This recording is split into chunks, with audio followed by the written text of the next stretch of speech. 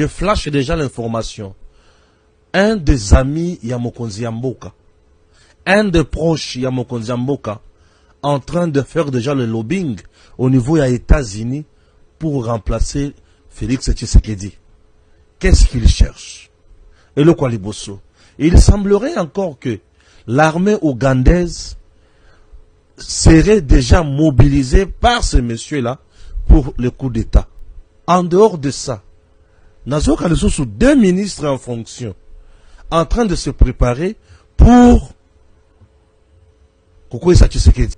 Et ces mouvements seraient commandités par les plus proches, je dis bien les plus proches du président.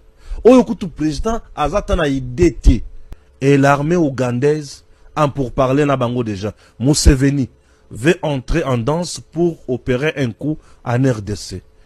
Ngai pona Tshisekedi nako bimisa batu nyonso na poisata papa nanga nako dénoncer ye. Oh, histoire vraie. Motona Nzambe. Ah solola. Aïe mama oluba. Oui, papa, na précisaki bien, papa. Na précisaki bien, eza mbongo ya kimuyibi. Mbongo ba yiba ki ba voiture, papa. Kobo sanate. Ça veut dire que nengenga na teki mituka kimuyibi, ça veut dire mituka eza miyibi, mbongo pe ozalaka ya kimuyibi. Songa na za chrétien nga na sambelaka na boyi lobi na kendeli felo, yango na ye pano. Na maloba o ba koko ba loba ina nga ya mabe, yango na ye nango pana yo, papa. Ok, tika kolela, bala assurance, s'il vous plaît. Hein? Amen. Ça va. Tamba lobi boy. L'autre tango, mbongo, omoni mbongo na yo, nango pale ya kifo hivi. Kakende kupona mbo. La ebisa kioke, il faut au long. Là, une dixième nango. 10%. 10%. Ok. Il y a 150 000 euros. Oui, il y a 150 000 aussi. Il faut au long là 15 000 euros. Na longo 15 000, oui, papa. Sikoyo, je vais le baki qui loko pesa 10%. Après, au bakisina, loko mususu moye la moye. Na robakisa susu, na robakisa 10%, et ça la 25, et ça la presque 30 000 euros. Nzamba yebisinga. Amen. Omoni, au femme badoli ngaba pesa wana. Ngai nde mutu na costa lake. Nzamba lobi na ngai ke. Kaka ndenge osombaki mituka wana. Ozozwa mbongo na valeri ya mutuka. Mutuka ya 4x4. Doki mituka na yo eza na kao. Olingaki ozo mutuka en espèce opesi. Qui fait na pesa o mituka en espèce pa na yo. Moko. Vitali lokwa boy. Ba pasteur wala ba sabe escroc. Bango tu bakutala na Nzambe. Bango tu enlèvement ya ba église. Jésus-Christ vient bientôt. Jésus-Christ. Bango ba ebi na jour Jésus a kozonga na Congo. Mais dans l'état ba se richer. Ayopé. Musicien Morobo. Bokicha ndo fingi grave na Félix. Mukomusu musicien a craqué. Abenga Félix. Bazaki na petit na ye mobo, petit na ye ngo pe bakabwana. Musicien na ebisi Félix abi oh non, tala muto zo finga biso mingi foto luka solution pona ye, tala ngai bana ba nini. Félix a tuni musicien na abi oh. Yo nito comme ça muto na hero. Musicien Sotuki. Abi oh. Ko kipe yete. Betano ikara, makilele wana eza makilele wenze. Tala moni mutu wana azo represent aza danger te. Oyebi mutu aza danger, wavana na France. Mutu wana soki siko na zui telefone nga na bengi.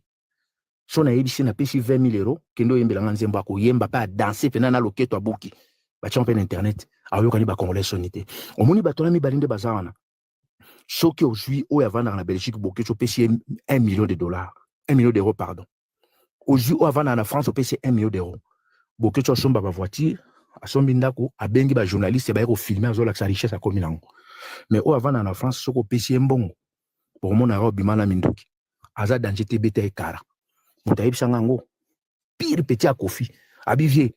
Nazaraka na Kofi a solola. Nathan il a combo. Y a pas de problème. Ça peut être secrétaire. Bino mutubo, bo brade pi bo akolbaka, bo ketu camarade na bino. Kata été.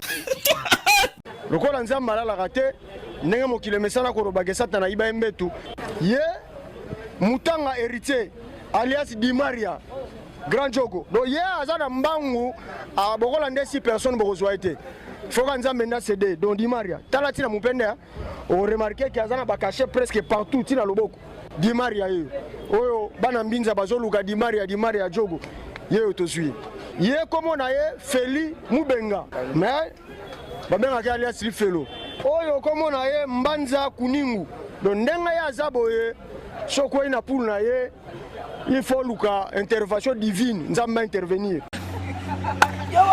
Congo ezana mof en tout cas bato qui n'est pas étonné pas ata bazongi cité donc mazi yoko kusala makambo e comment na Bible te la Bible est sur moi zalaka mwana moko ya mwasa merisi tata na ye masanga aboti na tata na yoko kusala ngote awa pina sanga moko na bote na tata mais c'est biblique. Eh papa t'es c'est le comment ça biblique. Non fulu maman. Ce que Jacob il te fait de la pierre. Bana ma merisi masanga ba bimina tata na ba.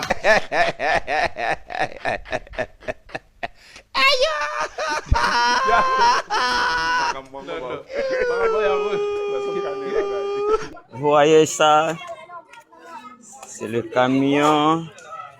Ce sont des accidents qui étaient passés hier, c'était hier, à 18h ici à Manono, après la pluie. Mais l'accident, c'était en 17h vers 18h. Accident déjà ce domaine fortement là. Vous-même, vous me voyez. Encore, vous voyez même le camion. Ceux qui avaient fait l'accident ici à Manono.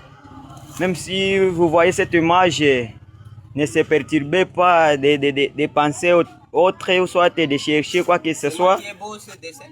Vous voyez même les boss de ce camion. Vous les voyez très bien. Ici que vous les voyez, ils sont venus suivre seulement. Donc, ce camion, comment ils sont totalement provoqué un accident, soit d'être dans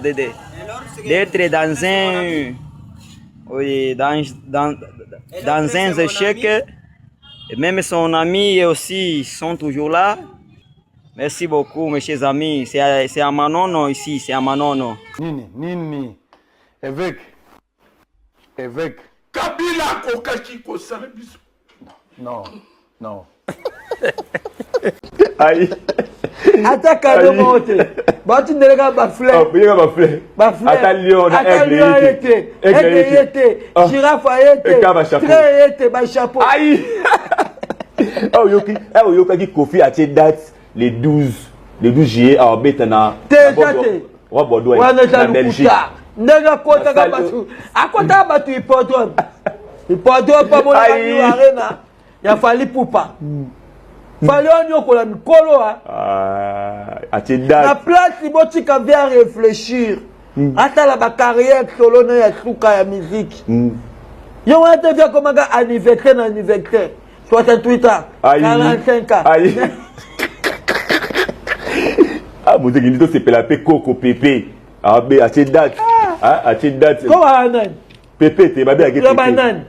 Pépé ou Warrior? Warrior ni aligné Pépé. Aïe! Warrior ni aligné Pépé. Andiko bo s'abonner à quoi? Bo s'abonner belé. Bo s'abonner ba millions de Zaïrois. Partout dans le monde.